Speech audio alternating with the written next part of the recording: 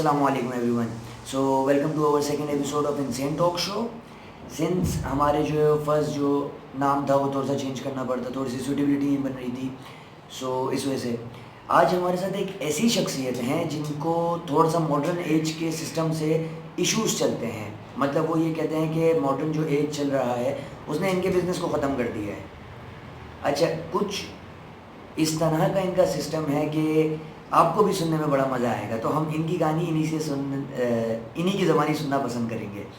तो without further ado आइए इनसे आपको मिलवाता हूँ मैं। ये है अंकल मजबूर।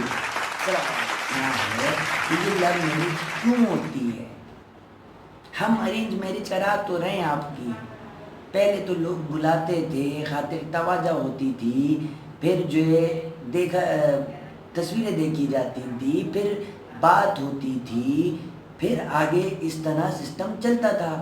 एक रस्म रिवाज थे।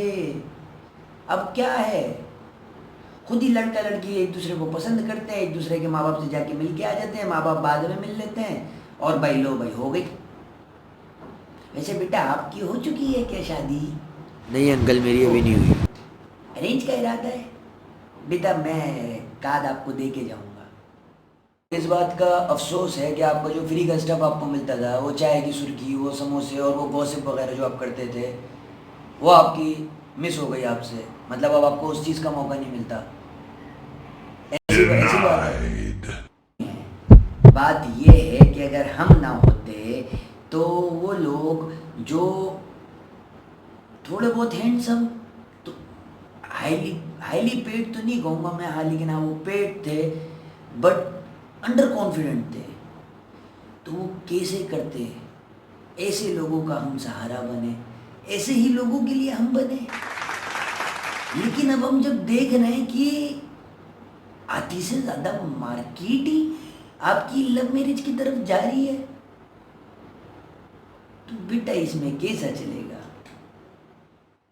सो आपके कहने का मतलब ये है कि love marriage is based on the fact कि कौन कितना कॉन्फिडेंटली झूठ बोल सकता है। जो बोल सकता है उसकी लव मैरिज हो जाती है, जो नहीं बोल सकता वो अरेंज में आगे बसता है। जिसने कॉन्फिडेंस से झूठ बोल दिया वो कहाँ चला गया? मतलब हम दो हिस्से बना लें, ये कॉन्फिडेंटली झूठ बोलने वाला है, ये अंडर कॉन्फिडेंट है।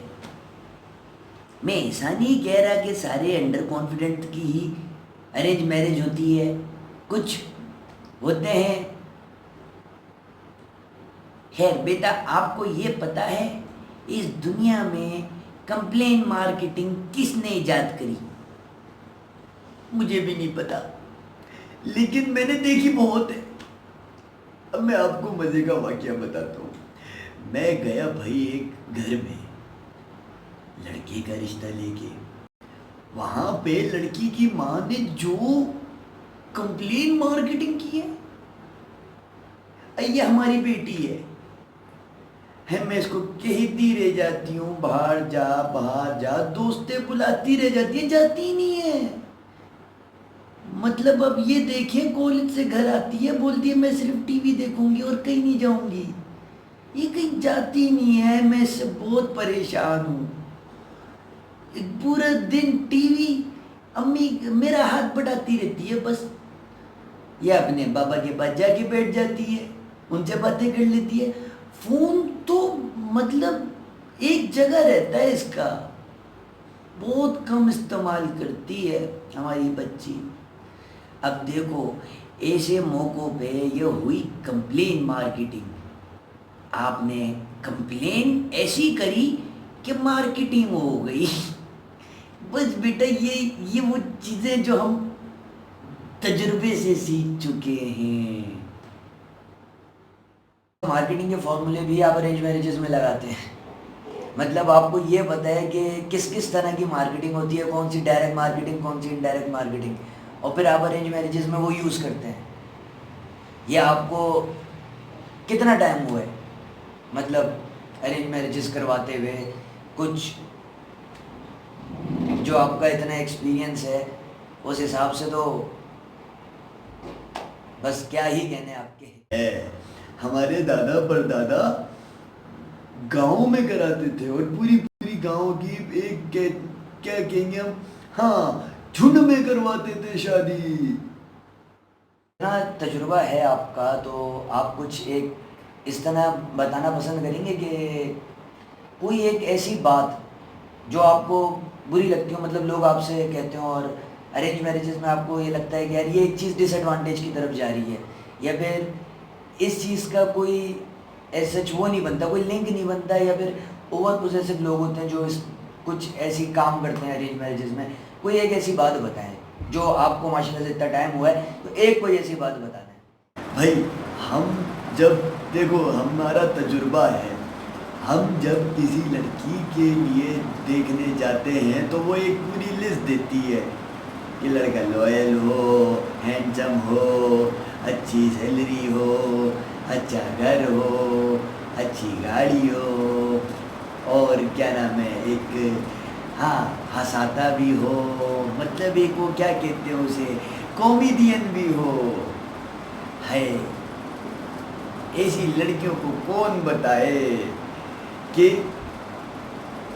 एक ही पेड़ पे सारे फल थोड़ी ना उगते हैं, एक ही पेड़ से तुम सेब, आम, कीनू, मौसमी जो चाहो वो तोड़ना मिलता है। ऐसे मौक़ों पे भाई लड़के के रिश्ते बहुत अच्छे रहते हैं। हम लड़के से पूछते हैं कि भाई तुम्हारी डिमांड क्या है, वो बोलते लड़की होनी चाहिए बस। पौधों की निस्बत देखते हैं कि भाई ये आज पौधे हैं, कल को बड़े होके पेड़ बनेंगे। सो ये थे हमारे अंकल मजबूर, और आपने इनकी कुछ ज़िंदगी के ऐसे वाक़यात जाने जो एक तरीके से कहते हैं कि सीखने के भी और वक्ती तौर पे हंसाने के भी काम आ जाते हैं। और किसी ने बड़ा खूब कहा है कि laughter is the best medicine. So हम इसी तरह आपको कुछ लोगों से और से मिलवाते रहेंगे और उनके कुछ इसी तरीके से मज़े के वाक़यात आपके साथ बताते रहेंगे। अब इस तरह अंकल मजबूर के जैसे और लोगों को देखने के लिए आपको घंटी तो बजानी पड़ेगी। सो घंटी का ऑप्शन इधर आपके पास शो हो रहा होगा, उसे भी दबाते हुए चलिएगा और सब्सक्राइब भी कर दीजिएगा। इसी के साथ मुझे इजाज़त दीजिए। अल्लाह हाफ़िज़।